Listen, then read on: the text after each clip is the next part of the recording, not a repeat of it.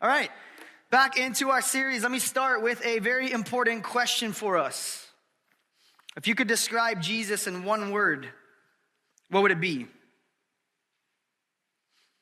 Describe Jesus in one word, his posture, his temperament, in one word. What would it be? Would it be powerful?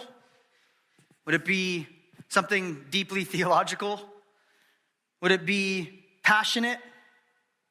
Maybe serious. Maybe we think of a serious Jesus. Would it be driven? Maybe Jesus was driven or intentional in your mind. Dallas Willard, the late author who wrote his entire life on spiritual formation and spiritual disciplines, when asked in one word to describe Jesus, his answer was relaxed.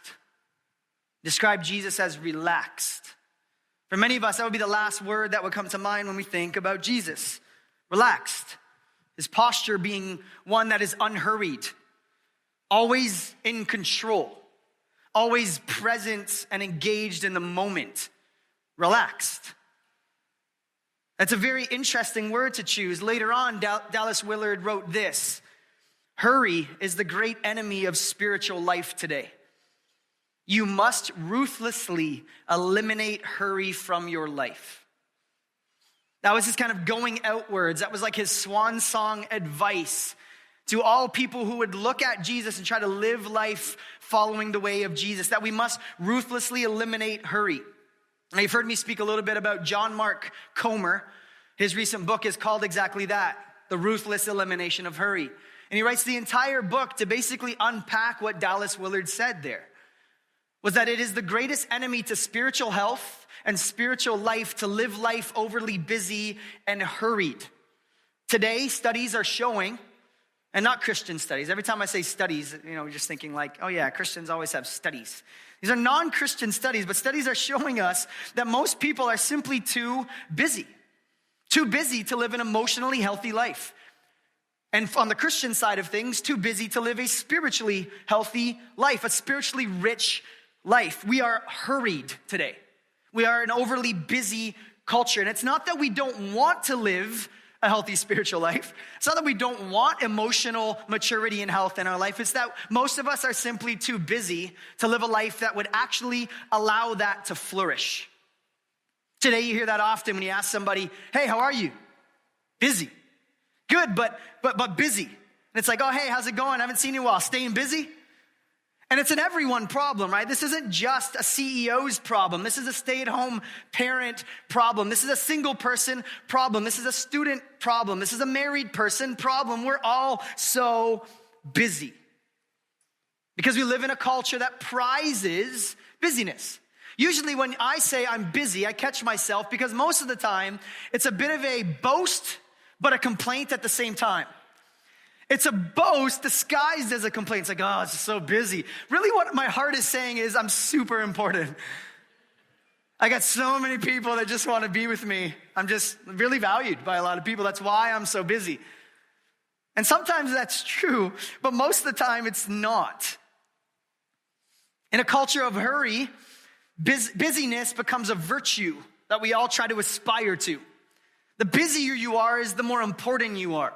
The busier you are, the more productive you are, is the more of a go-getter you are. You're driven. Busyness means drivenness. But is it so easily stated? Today, culturally, a lot of the anxiety and a lot of the stress disorders that we're experiencing is because we don't know how to slow down. We're on this kind of super highway of life with information and the digital distractions coming at us at a speed that is honestly unprecedented. From 2007 to now, with the invention of the iPhone, lots of good things came from that, but lots of shadow sides to that came too. That you and I quite literally have the speed of information in our pocket, and it starts to shape how we think. It starts to shape how we structure our lives, our daily lives. The average work week in North America is 48 hours. The average work week. Not the real go-getters. The average work week of all North Americans is 48 hours. Only 57% of people use all their vacation days. Work has become the thing that makes us valuable. We're retiring later. We're sleeping less. We're working more. We're self-medicating more. 1 in 4 people today in North America have anxiety or some kind of stress-related disorder that comes mainly from a life of hurry, a life of busyness. I read one poll many years ago that asked people what is sacrificed in their life because of their busyness. 56% of people said sleep. It's kind of a big deal. 52% of people said hobbies and recreation. It's like we don't even know how to have fun anymore. And not just entertainment. That's not recreation. Entertainment is not recreating. It's not recreating well. Entertainment is passively consuming. It's different. 44% of people said friendships. 30% said family. We are quite literally sacrificing our life on the altar of busyness and hurry. And culturally, it is a phenomenon. The New York Times wrote this. It is pulling back-to-back shifts in the ICU or commuting by bus to 3 minimum wage jobs who tell you how busy they are. What those people are isn't busy, they're tired. They're exhausted. It's almost always people whose lamented busyness is purely self-imposed. Work and obligations that they've taken on voluntarily. They're busy because of their own ambition or drive or anxiety. Because, now watch this, they're addicted to busyness and dread what they might have to face in its absence. That's the New York Times. That's not Jesus. That's just a cultural observation of how we're doing today. We are addicted to this pace. We are addicted. So what happens is we have a vacuum that we just fill, and we have this busyness and hurry that gives us this meaning. We think that is what makes us valuable. But many experts now are calling this busyness an emotional epidemic. Notice the wording, an emotional epidemic. Not a scheduling issue, not a time management problem, not that we need more mindfulness or we need to meditate better or we need better practices daily that will change us, that we actually are in this predicament because of emotional things going on deeper under the surface. It's an emotional epidemic. Some experts have coined a term called hurry sickness. That we don't even know how to not hurry anymore. And when we're not hurrying, we're full of anxiety because we're thinking about all the things that we could or should be doing. And when we're not busy, we're wondering why we're not. Why? Well, because busyness means I'm valuable. Busyness means I'm doing something. My identity is found in how much I can get done. I read a quote that was really sobering. It says this: hurry sickness is a malaise in which a person feels chronically short of time and tends to perform every task faster and get flustered when encountering any kind of delay. So that means changing lanes at the red light when the line is slower. That means going to the other grocery store line that has a faster or younger looking cashier. Hurry sickness comes out all over the place. This busyness that's kind of deep under the surface keeps us from slowing down day to day. And the impact that this has on us and our emotional life is staggering.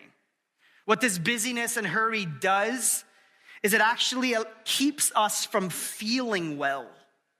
It keeps us from listening to our emotions well. It keeps us busy so that we don't have to slow down and be left alone, quiet, with what's really going on under the surface. And it also keeps us from being what Jesus always was: relaxed, in the moment, fully present. We are too distracted to be fully present. I don't have time to get into all the studies, but you should see some of these crazy studies coming out about this digital capitalism of grabbing our attention. Okay, companies that make the most money know how to distract us. That's how they get our money. Why? Because if you get our attention and you get our energy, you get our money. Why? Because our treasure is where our heart is. And so we have this crazy day where the companies that can best get our attention and energy are the ones that are going to get our money and our life. We're going to give our life over to those things, to those products, whether it's a social media product or whether it's clothing line, whatever the case may be. Entire marketing firms are built on how do we distract people so they look over here. It's crazy. This emotional epidemic is literally killing us.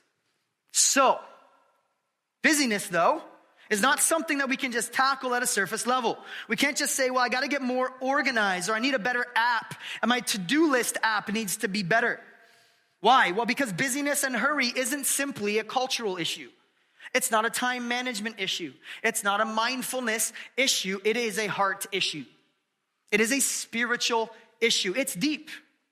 Because how we spend our time and energy, how we prioritize our relationships to the things that make up our life, point to the objects that we worship most. They just do. If you've been around long enough, you hear us talk about that often. That there's no such thing as non-worshipers. We all worship. And I think this busyness and this hurry has actually become an object of worship. So everything else is sacrificed on the altar for busyness, for hurry. New York Times said, quote, "Atheism is the religion of the busy." End quote. Why?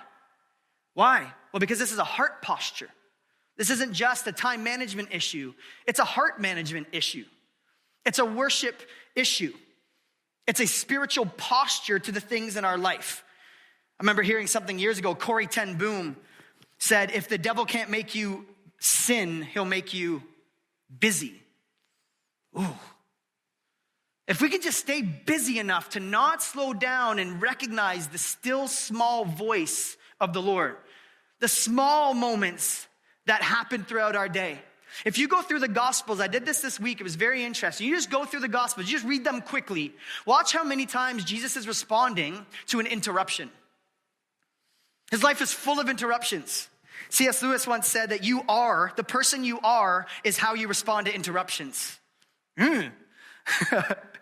No good. I think about some interruptions that I've responded to and I have not done well. But who you are is how we respond to interruptions. Why? Because it reveals a spiritual posture of our heart. John Ortberg, the pastor and great author, he said this: "For many of us, the great danger is not that we will renounce our faith. It is that we will become so distracted and rushed and preoccupied that we will settle for a mediocre version of it. We will just skim our lives instead of actually living them." I think each of us, if we're honest with ourselves, for those of us who are followers of Jesus, it's not that we don't want to follow Jesus. It's not that we look at our week and we're like, my spiritual disciplines, they're way too good. I'm actually going to turn the dial down on how good they are. It's that we're so busy, that we're so distracted, that there's so many things fighting for our attention and pings and dings everywhere, fighting for our attention, that even when we want to spend time meditating in silence, in study, with other people, we just can't focus. So here's what I'm going to do. You're welcome ahead of time. I'm going to tell you some symptoms of a hurried life. I'm going to give you some symptoms of an overly busy heart, okay? And I just want you to pinpoint yourself. I'm not going to put them up here. I just want you to think about these, okay? I'll go through them quickly. These are just from different studies to show what a hurried heart looks like. First, irritability and hypersensitivity. You're just irritated all the time, right? You're just, especially to interruptions, you're just irritable. Or hypersensitivity. Little things become big things really fast. A small look from a cashier, a grumpy email from somebody sends your day or week into a funk and you just can't seem to shake it. Small things become big things. And people feel like they need to walk on eggshells around you because you just tend to be volatile. You just tend to kind of just act in ways that are unpredictable. That's a sign of a hurried life. Second, restlessness. This kind of comes out in different ways, but workaholism or nonstop activity or multitasking. I'm a chronic multitasker, mainly because I think I outlet my undiagnosed ADHD through that. It's a gift to me. But I don't do well when I multitask. Like, I'm not trying to accomplish great tasks when I multitask. Okay, I'll be like watching a show, folding laundry, and listening to a sermon at the same time. Do you think any of those three things are gonna go that well? No. The laundry looks terrible. I don't even know what happened in that episode, and the sermon is totally gone, right? But I do it anyway. Why? Because there's something in me that just kind of like, no, but I should be accomplishing a lot of things right now. Right? There's just a hurry sickness in me. So this restlessness comes out in some of us where we just can't slow down and relax. And when you do relax, when you do try to rest, you're full of anxiety. You just can't do it. You try to quiet your mind and you get bored.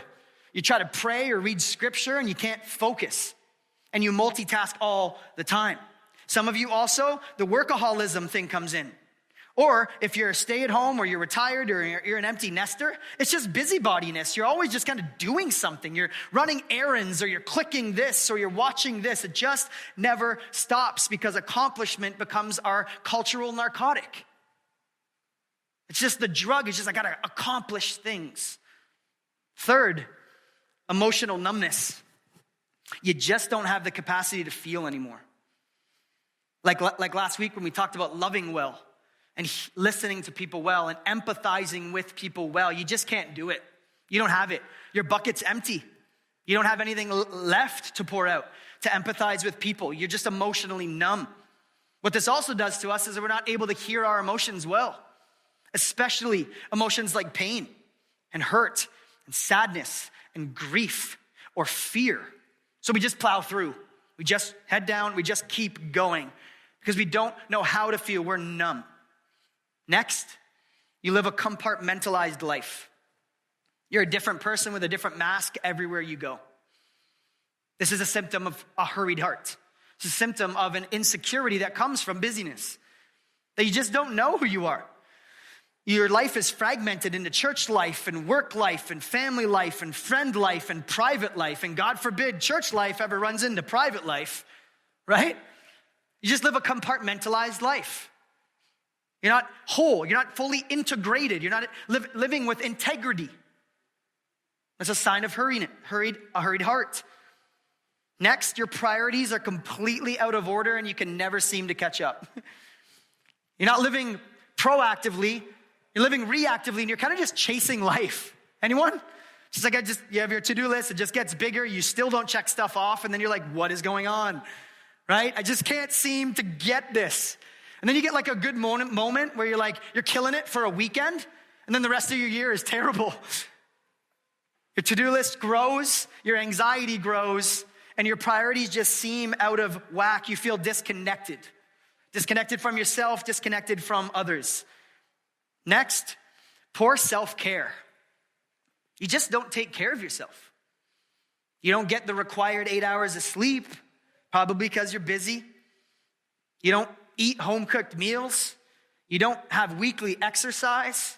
You have maximum stimulants and depressants, whether it's coffee to get going and red wine to get winded down to bed. You're just reliant on these things, and self-care doesn't make it into the priority of your life. So again, you're just kind of chasing after life. The Bible speaks a lot about self-care, not in our cultural moment of like self-love, but in self-care as a way to steward the body that God has given us. And some of those things are so simple that we forget them. We tell our kids these things all the time, and then we don't do it for ourselves. Right? Self-care actually speaks to value in how we see God and how we see ourselves. And poor self-care can point to this hurried heart. Second to last, escapism. You tend to overeat, you tend to overdrink, you tend to oversleep, you tend to overwatch, you tend to overclick. Endless surfing, endless reading, endless watching.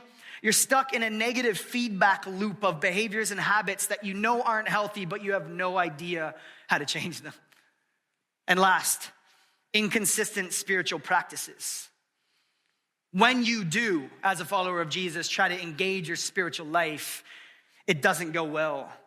Your quiet time, your solitude, your silence, your rest, your Sabbath, engaging community well in a healthy way, prayer, all of those things tend to take a back seat to your to-do list. As your to-do list grows, your discipline shrinks. Your spiritual disciplines are inconsistent.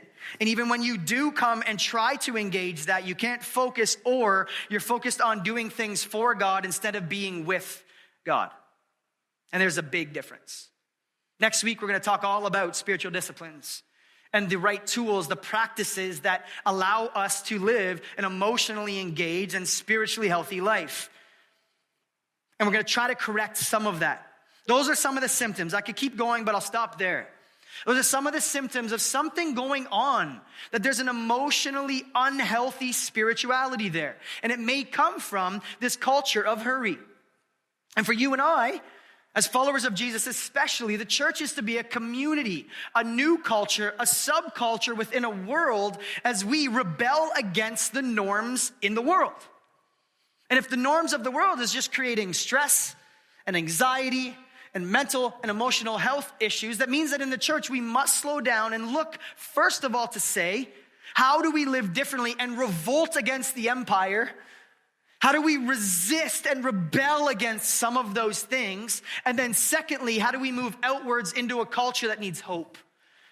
That we're a renewed people, that we live differently, that our time and our energy and our daily life, that we are not living to sacrifice our life on the altar of hurry. Why? Because we have a God who is not in a rush. We have a God who is fully relaxed and fully in control all the time, and we answer to him. And we rest in him. Now imagine the posture of a church that lives like that in a culture that doesn't know that God. It would be amazing. Ronald Rolheiser, in his book, The Holy Longing, and it'll be up here, said this. This is amazing. We are distracting ourselves into spiritual oblivion. It is not that we have anything against God or depth and spirit. We would like these. It is just that we are habitually too preoccupied to have any of these show up on our radar screens. Now listen to this very carefully. We are more busy than bad, more distracted than non-spiritual, and more interested in the movie theater, the sports stadium, and the shopping mall, and the fantasy life they produce in us than we are in church. Pathological busyness, distraction, and restlessness are major blocks today within our spiritual lives. He's right. It's not that we're here as followers of Jesus who are trying to pursue God's will for our life and we're like, yeah, I don't even want that, because that would actually show we don't know Jesus. Most of us are chasing after Jesus and we're just so distracted. We have a spiritual ADHD. It's like, Lord, I just want to be with you. Butterfly, right? Like, I just want to read your word. Squirrel, right? It's just, and that's our heart. Like our heart's just constantly, bah, bah, bah, just kind of Atari, just ping-ponging everywhere. And we're unable to be undistracted. We're unable to live our life fully sacrificing our life and time and energy to this God that we do know and love and want. It's very difficult, especially in an age of ours today. A culture of hurry. It's the water we swim in, and there's naturally going to be things that take a toll on us, but by being intentional, by looking and saying, how can we rebel against this? How can we develop daily practices to live life very differently? I do think that we can overturn this. I think the church today must overturn this, because the mission to our culture and loving and serving our city will not happen unless we get our house in order. And unless we are emotionally and spiritually mature and healthy, how can we go and invite the world into a family? This family of brothers and sisters who know this amazing God, who is a good dad, who pursues rebels. How can we do that if we're not healthy? So let me just say this before we get to the practical piece. Not all busyness is bad. Okay, so this is not going to be a sermon of like, great, I can just be spiritually lazy. My pastor told me just be idle. Jesus was idle. No. Not all busyness is bad. Not all busyness is unhealthy. Living a full, active, fully engaged, productive life is actually fruitful when our days are full of the right things. When our life is lived with the right things in the right order, the right way. If you read the Gospels, Jesus was busy. It's amazing. He's just constantly busy. Like he's always doing something. So this isn't permission to disengage from good rhythms and life. But what it is, it's permission to say, how do I engage well? How do I engage the right things in the right way, in the right order? Jesus was very busy. He was always teaching, he was healing, he was eating, he was celebrating, he was going to weddings, he was going to funerals, he was going to work, he was walking, he was doing all sorts of things. Traveling, serving. He did all of the same things that you and I do, day to day. He was very, very busy. He had a ton to do, but hear me, Jesus was never in a hurry. You can't catch a time when Jesus is in a hurry. And the way that he responds to interruptions of a dad wanting his daughter healed, of a man who wants to talk to him, of a broken woman at a well. It speaks of wholeness. It speaks of being fully engaged. It speaks of being truly loved. That he responds to these interruptions in a way that isn't just like, I'm heading to the temple to teach. I'm teaching Leviticus 5, bro. I don't have time to fix your flat tire. How often do we do that, right? He says, no, I'm really important. I got things to do. And I think daily we honestly miss out on moments where we could act as servants and messengers because we're so busy. And Jesus responded to these things not in a hurry. He was very busy, but he also rebuked busyness. One of my favorite stories is his conversation with Mary and Martha, the sisters of Lazarus. It's amazing. Jesus is never busy. He rebukes busyness in Martha. Why? Because she's distracted. And that Greek word distracted is the same word for anxiety. I think today we're so anxious because we're so distracted. We don't know how to focus. And when we try to focus, we're worried and anxious about how to focus. And Martha was you and me. She was distracted from what truly mattered most. And Jesus, in that amazing teachable moment, gives her this invitation to say, you're missing out on the good portion, me. You're doing a lot of things, but you're missing me, the way, the truth, the life. You're missing me. And I think that is what's at stake, that you and I can even do good things. Martha was distracted by doing good things. She wasn't off doing bad things, having a candlelight service with death metal, praising Satan.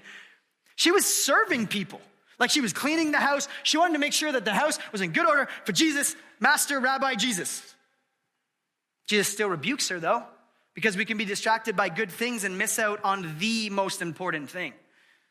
And so many of our lives are defined by that. C.S. Lewis's spiritual advisor, Walter Adams, once said, to walk with Jesus is to walk with a slow, unhurried pace. Hurry is the death of prayer. Amazing. I think he's right. I don't pray well when I'm in a hurry. I don't pray well when I'm going 120, 125 on the 20. I just don't. Like, it's not like the times where I'm like killing it with Jesus, right? Where I'm like really at peace, killing it, going Jesus Zen, 125 down the highway. Just like, yes, Lord. Usually when I'm like going 100 in the slow lane, I'm just like, me and Jesus. Okay, there's something about a hurried pace though that takes us away and disconnects us from what truly is important.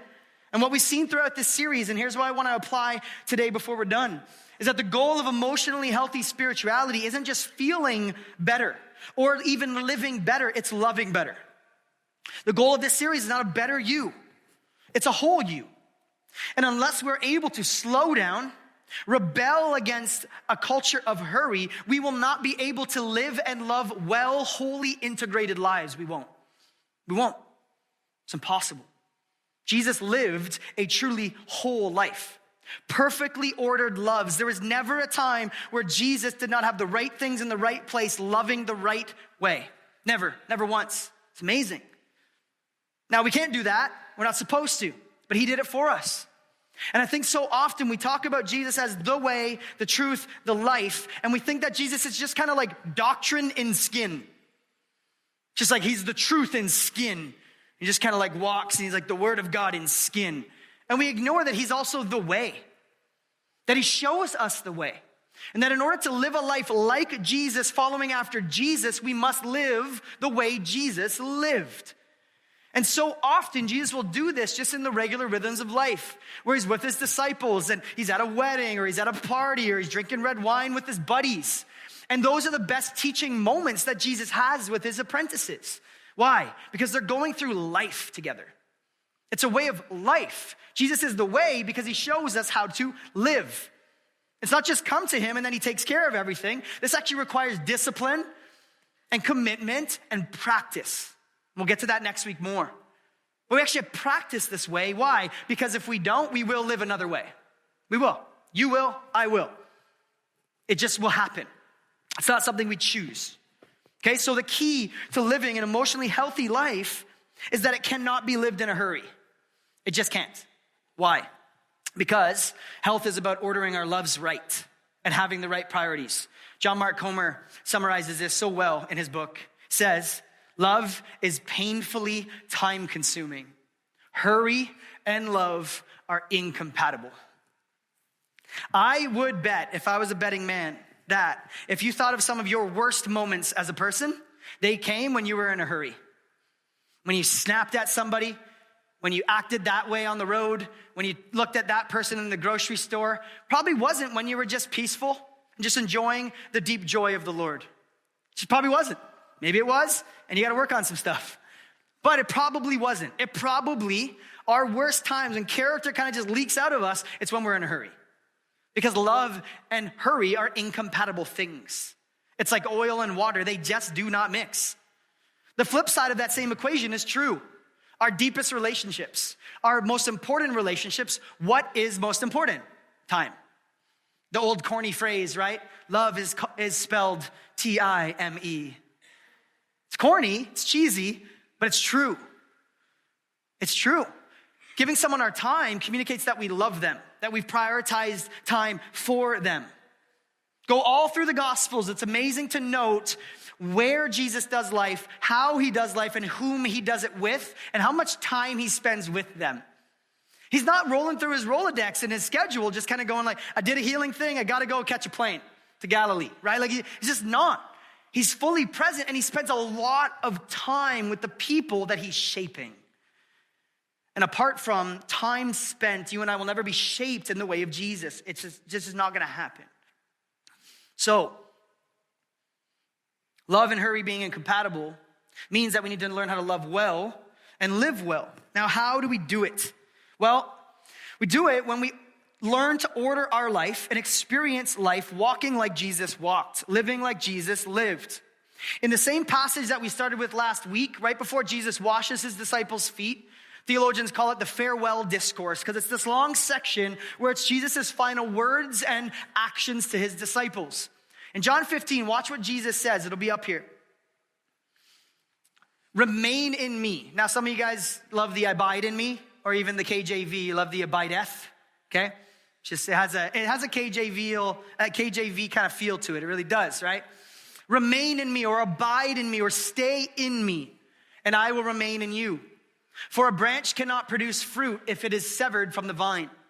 And you cannot be fruitful unless you remain in me. Yes, I am the vine and you are the branches. Hallelujah. No, okay. Those who remain in me and I in them, they will produce much fruit. For apart from me, you can do nothing. A few verses later, he continues and says, I have loved you. Here's the point. Even as the Father has loved me.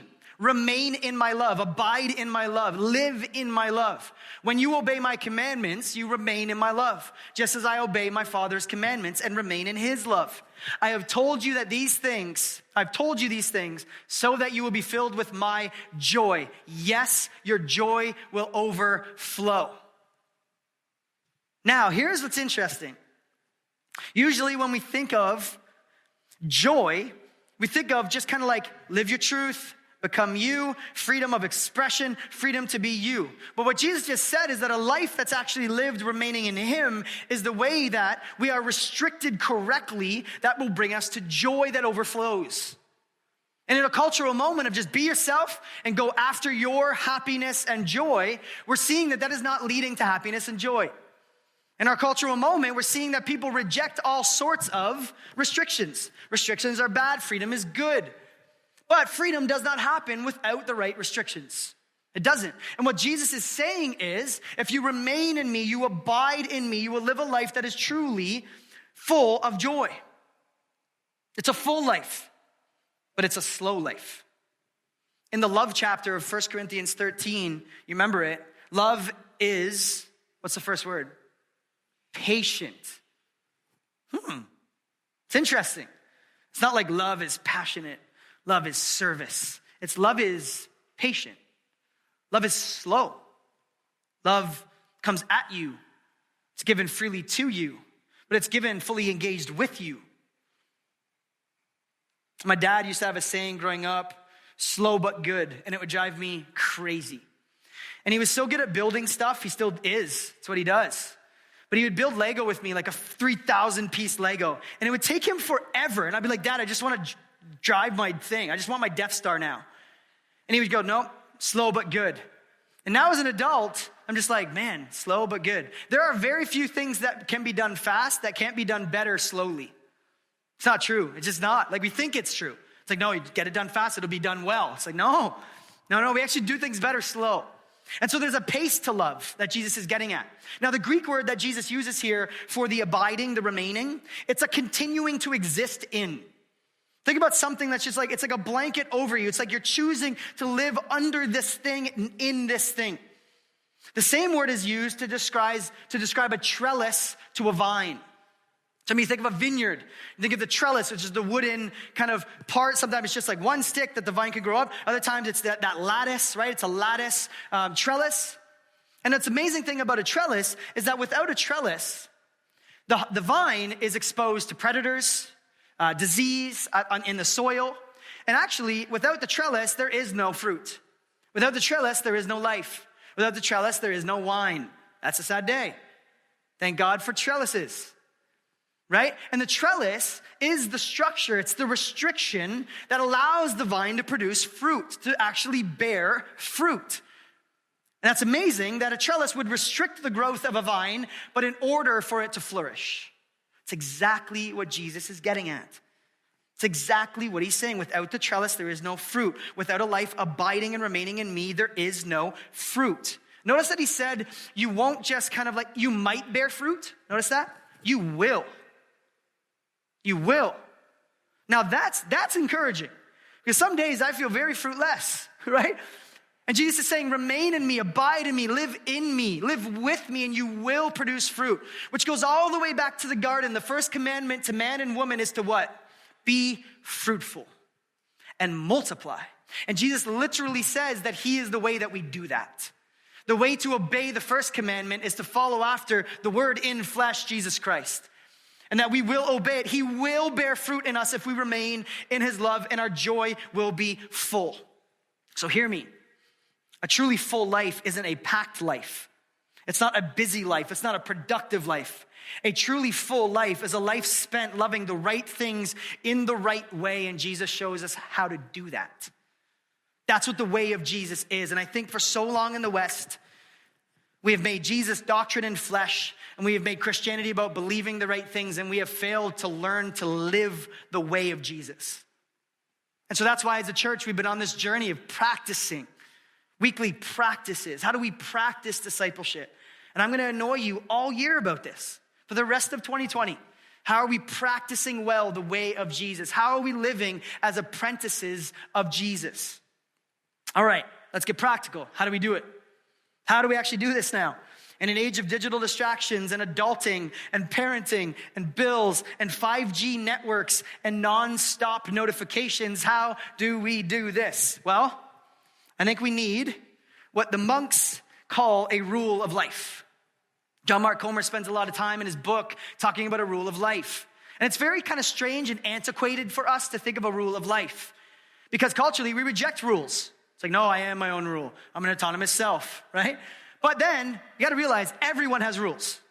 Everyone lives their life with a law that they obey. Everybody lives their life with rules that they follow. Even if their rule is, I have no rules and I am my ruler. It's still a rule. So culturally, we try to lead into freedom with no rules, but that in and of itself becomes a new rule. Now, the rule of life is something that goes way back to the beginning of Christianity. It was most popularized by Saint Benedict.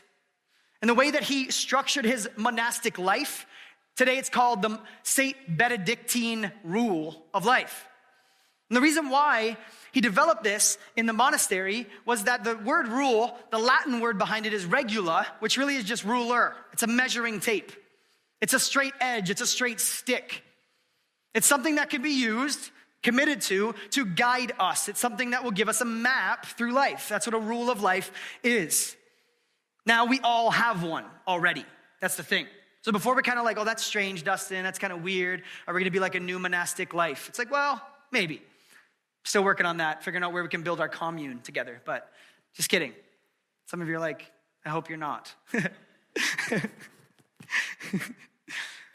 But a rule of life is a measuring stick.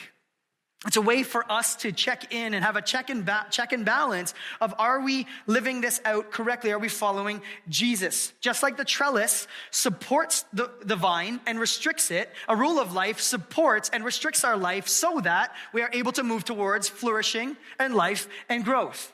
Andy Crouch, pastor, said this about a rule of life, defined it as a set of practices to guard our habits and guide our lives. Some of you have these and you don't know it. Some of your rules of life that guide your life is Netflix before bed. It's a rule of life, right? Of going to the gym or not. That's a rule of life. Of eating really bad food or good food. That's a rule of life. Okay, these are all disciplines. We all have them. We all have habits. We all have practices, even if we're not aware of them. Now, Jesus saying that he is the way, it means that we got to structure our rule of life and structure our rhythms after the way of Jesus. We have to pay attention to how Jesus lived and then try to structure our life after that.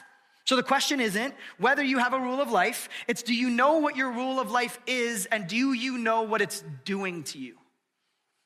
That's the key.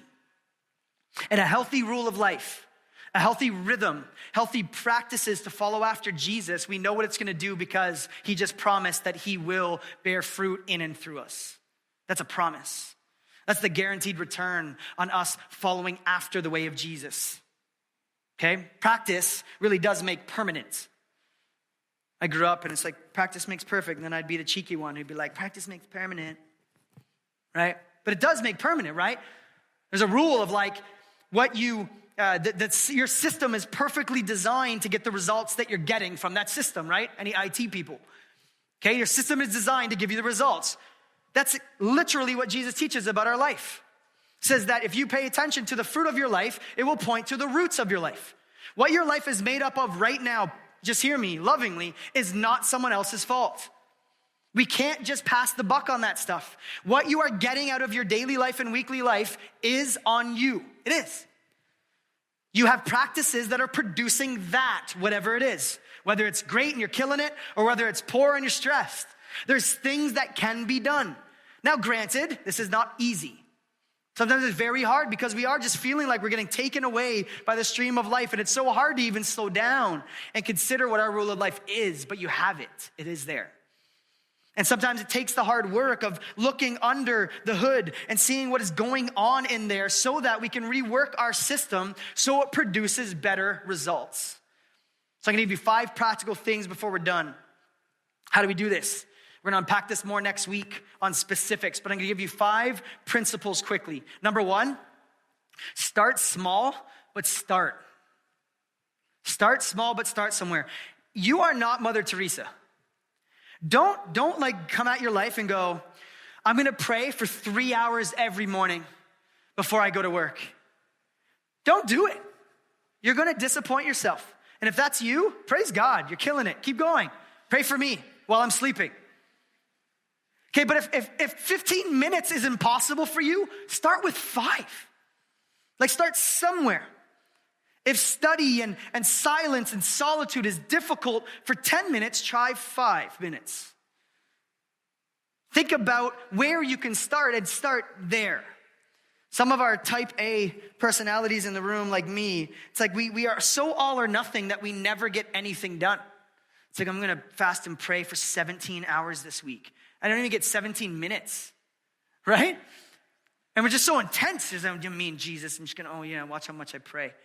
And I start praying and then I'm thinking about Facebook. Okay, so we got to start, let's start somewhere. We got to start small. Just start small. And I'm telling you, this grows because our hunger grows for this. An appetite grows in this. 5 minutes in silence, you watch what it starts to do to your mind. You watch what it starts to do with your mind and heart, how you're starting to grow in touch and actively engaged in what's going on spiritually underneath the hood. And then you're going to want 15. Then you're going to want an hour. You just will. But start small, okay? I know the average North American spends 2 hours a day on Facebook products. Facebook products meaning Instagram and all other platforms that Facebook owns, which is everything pretty much, right? 2 hours a day. You know that little app on your phone in your settings that tell you how much time was spent on each app? Yeah, the one you don't open? Yeah, open that one. Watch how much time is spent on your phone in different applications. If we spend 2 hours a day on Facebook products, we can spend an hour a day, but if we're not even nailing 15 minutes, start with 5. Start somewhere. Be as patient with yourself as God is and start somewhere, okay? That's number one. Number two, less is more. Less is more. Engaging a rule of life well is not about adding more things to your life. It's not about engaging more things to your already full day. It actually is the opposite. It's about disengaging from some things that are taking away from your day. It's not about adding things. It's actually about just subtracting. It's about taking away some things so that you can be fully engaged. It's about intentionally structuring your daily life around the right things. It's about looking at the system that runs your life so that it is producing the results that you're called to. What this does mean, though, it also means thinking about how to remove distractions. In a culture of distraction, in a culture of hurry, we need to learn how to remove distractions. Most of us, that's screen time on our phones. It's on our devices. Go to Goodwill, get an alarm clock. You know, the ones that plug in and make the god-awful noise that wakes you up every time? Put that in your room and get your screens out of your room. Experts are saying that the last thing that you think about for 15 minutes before you fall asleep and the first thing you think about for 15 minutes right after you wake up is going to shape your daily life more than anything.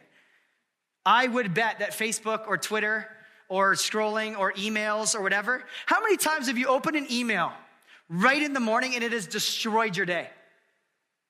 I've done it. I've been in places where I shouldn't have opened my email and I open them and it absolutely ruins everything. It's awful. Why? Because when things are not in the right place, they don't do a good job at creating this kind of flourishing. It just doesn't. And so for some of us, it means looking and going, how distracted am I? And what are those distractions? And how can I eliminate some of them? It doesn't mean getting Mennonite, right? Getting Amish on this, going back to horse. Like, it doesn't mean rebelling that much, although, I don't know. Maybe I will one day. I like horses. I don't really like my car that much. I don't know, maybe I will. But what it does mean is thinking like the Amish, because that's their entire posture. Is how do we intentionally think through everything culture's doing and make decisions that will allow for following Jesus well. That's why they do what they do. For you and I, we basically just go through our day. We grab Alexas, and by the way, which is listening to you all the time and recording every conversation, no big deal. But the sales went up at Christmas, by the way, by like 250%.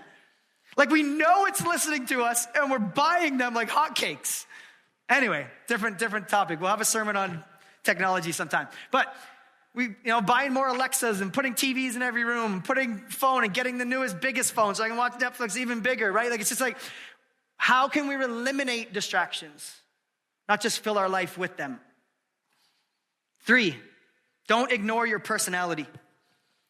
God wired you a certain way, and there's only one you. I know that sounds really cute, but it's so true. If you're a romantic and like poetry and sitting by a stream is like how you get down, that's when you and Jesus are really killing it, find streams. Journal like crazy. Write poetry. If your thing is independent, free dancing, dance. Just twirl with Jesus alone, not near me.